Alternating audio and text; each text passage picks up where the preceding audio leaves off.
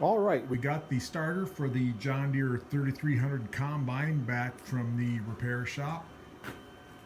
He said it did need a little work. It's got new brushes and bushings in it right now. He said he had to do a little soldering in it, but it's all ready to go right now, so I guess we'll go put it back on the combine. Another thing on the combine that's going to need a little attention, I don't know if you can see it here, this is the belt to the tailings elevator. I discovered this once I got the gas tank off.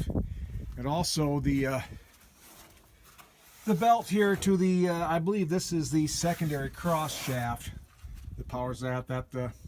I'm going to replace these two belts as long as I'm at it. I'd rather do it now than in the middle of harvest, and it's easier to do it now with the gas tank off, so we'll get that done. Well, now that we've got the starter on the 3300 combine, I've tried to start it for a little bit, and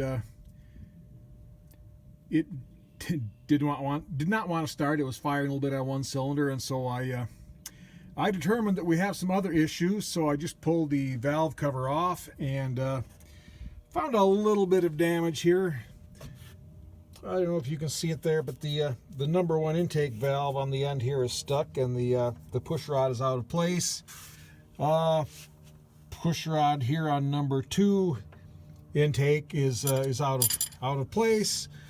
Number three, that's the cylinder that was actually firing. The adjuster, the corner is broke out of the adjuster there.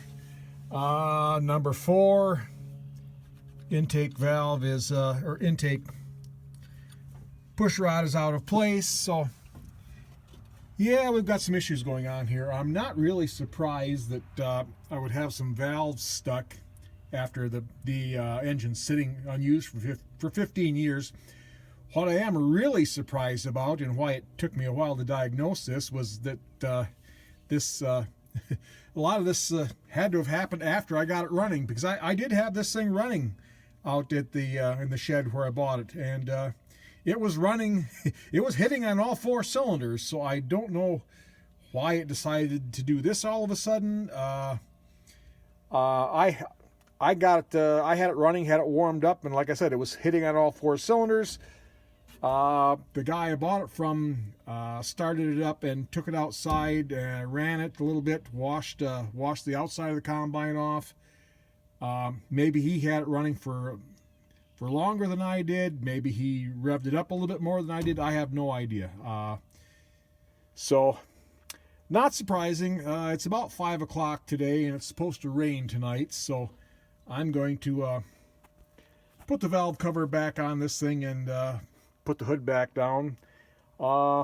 Tomorrow's supposed to be a nice day, and I'm going to be here at the farm all day. So, I will see. I might just I might pull the cylinder head off this thing, and in order to fix it. That's not that bad a job on this thing. The worst job with my arthritic knees and hips is getting up and down the step ladder here. But that's why they make ibuprofen and acetaminophen. So we'll dig into this a little deeper tomorrow and see what we see. Okay, we've got the rocker shaft off of the engine here, and I did find 3 bent push rods and a couple of the little adjuster nuts, that valve lash adjusters that screw into the rocker arms. Had 2 of them had broken from the what happened here. I have to assume the valves, most of the intake valves were sticky, and they didn't close all the way, weren't closing all the way while the engine was running, and it increased the valve lash to the point to where the valves just escaped from their little, the push rods escaped from their little pockets here, and once they got out, they broke a couple of these little adjusters and bent a couple of push rods. So that's where we are. We'll see if we can I'm going to see if I can get the valves all free with the head still on the combine.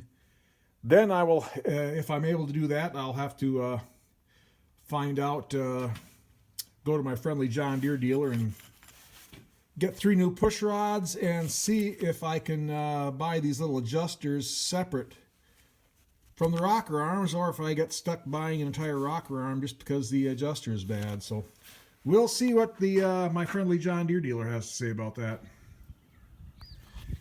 Okay, I've been soaking the valves in PB Blaster and working them back and forth. Mainly the problems with the intake valves here. Numbers 2 and 3 were the ones that were stickiest, but I've been working them and seem to have them pretty free now. This one's really easy. I can get my screwdriver in here and pry at the number 1 intake, but as you can see, it's popping back really well now. Get a better picture of it there. So, and I've got the rest of them all free, so I think I may not have to pull the head off this thing. The valves seem to be all loose now, and there's looks like plenty of oil had been getting up here at the top end when the engine was running, so that's a good thing. So now I guess we'll go to my friendly John Deere dealer and see if I can get some parts.